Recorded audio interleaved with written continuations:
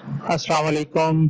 आज के दिन हमारा टॉपिक होम टैब पर क्लिपबोर्ड हमने कर लिया था, फॉन्ट भी कर लिया था, पैराग्राफ सेक्शन भी कर लिया था। तो आज है स्टाइल से मुतल्लिक और लास्ट पे एडिटिंग को भी हम समझेंगे। तो पहले हम चलते हैं स्टाइल सेक्शन में। स्टाइल सेक्शन में देखें तो नॉर्मल पे क्लिक हुआ है। तो सबसे पहले रैंडम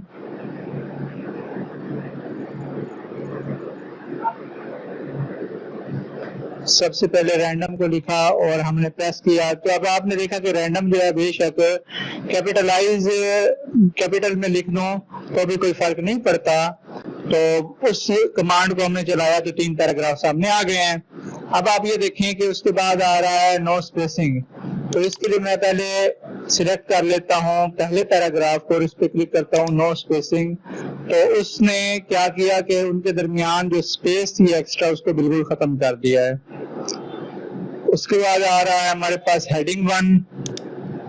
तो सेकंड पैराग्राफ की फर्स्ट लाइन को मैं हेडिंग 1 में कन्वर्ट करता हूँ। आपने देखा कि ये हेडिंग 1 में उसने ब्लू कलर भी दिया है और साइज जो है 14 की है और उसका फॉन्ट स्टाइल जो है वो कैम्ब्रिया हेडिंग के लिए जो रखा जाता है वो रखा है। अब मैं इसको क्लिक करता हूँ दूसरी लाइन को और हेडिंग 2 पर क्लिक करता हूँ तो कैम्ब्रिया 13 बोल्ड ये सारी चीजें हैं और कलर भी ब्लू थोड़ा हल्का किया गया है। इसके बाद 7 भी हैं। आगे चलते हैं तो फिर आगे आता है टाइटल। तो जब हम टाइटल पे क्लिक करते हैं तो हमारे जो अल्फाज जिनको हमने सिलेक्ट कर रखा है वो टाइटल बन जाते हैं। टाइटल जैसे कि आपको पता होगा किसी भी बुक का टाइटल होता है, किसी भी पूरे डॉक्यूमेंट का टाइटल होता है। तो इसलिए ये फुल बड़े साइज में चला गया है 26 साइज में और कैम्ब्रिया है, बोल्ड नहीं है ये। इसी तरह से हम सब टाइटल एम्फसिस, किसी चीज का सब टाइटल देना हो, जैसे टाइटल दे दिया तो उसके नीचे सब टाइटल दिए जाते हैं। तो तब हमने ये स्टाइल सिलेक्ट करना होगा उसको लिखने के लिए। लाइक मैं यहाँ पर एक बुक का नाम लिख देता हूँ बायो। अब इसको मैं क्या करता हूँ कि टाइटल का नाम दे दिया। अब नीचे जब हमने सब टाइटल लिखने हैं तो हमने सब टाइटल में जाके क्लिक कर देना है और लिख देना है स्टडी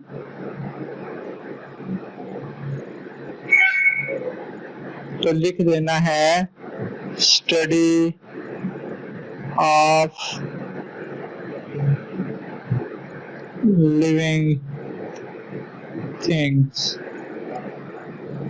ओके, तो ये अब उसका हमने सब टाइटल लिखा। इसी तरह एम्फसिस में क्या होता है कि थोड़ा जोर दिया गया हो किसी बात में, तो ये सादा एम्फसिस है। इंटेंस बहुत ही ज्यादा जोर दिया जाए। तो ये सारे कुछ थीम के स्टाइल हैं जिनको हम सिलेक्ट करवा के और टेक्स्ट को मुकम्मल तौर पर चेंज कर सकते हैं।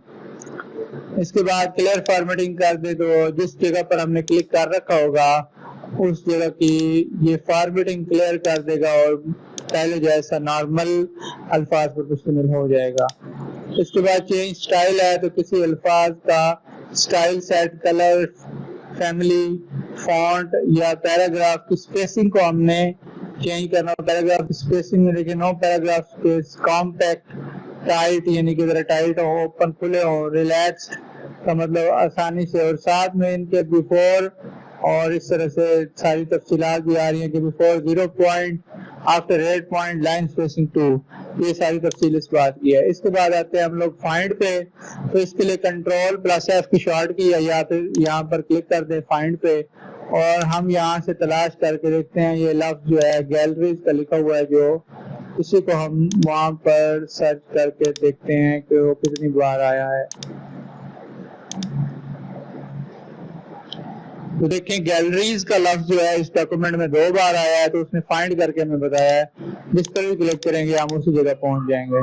तो इस तरह से हमने देखा कि फाइंड को कर लिया जाता है, ढूंढ लिया जाता है। इसके बाद है रिप्लेस। अगर मैंने इसी गैलरीज को रिप्लेस करवाना हो फोटोज के साथ, अगर मैंने गैलरीज लफ्ज को फोटोज के साथ चेंज करना हो तो फोटोज लिख दूंगा अब देखें पहला जो है लेटर वो स्मॉल और बाकी कैपिटलाइज है, तो इससे कोई फर्क नहीं पड़ता, जैसे मर्जी लिख लें।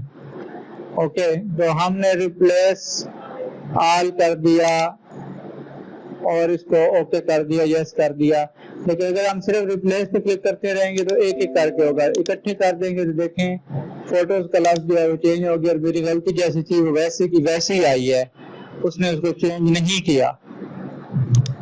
उसके बाद हमारे पास है सिलेक्ट, तो सिलेक्ट ऑल, तमाम के तमाम सिलेक्ट करवा लें जितना भी टेक्स्ट लिखा हुआ है। सिलेक्ट ऑब्जेक्ट्स, अगर हमने कोई तस्वीर वगैरह या फिर टेबल वगैरह लगाया हो तो उसको सिलेक्ट करने के लिए सिलेक्ट ऑब्जेक्ट इस्तेमाल होता है।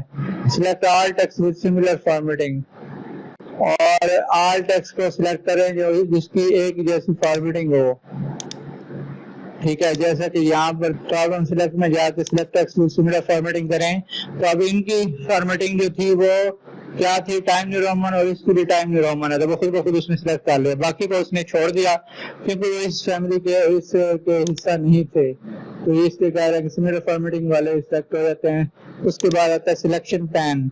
सिलेक्शन पैन में अगर कोई हमने तस्वीर लगाई होती या फिर कोई टेबल लगाया हुआ था तो वो यहाँ पर शो हो रहा होना था कि शेप्स ऑन दिस पेज वगैरह हो गया।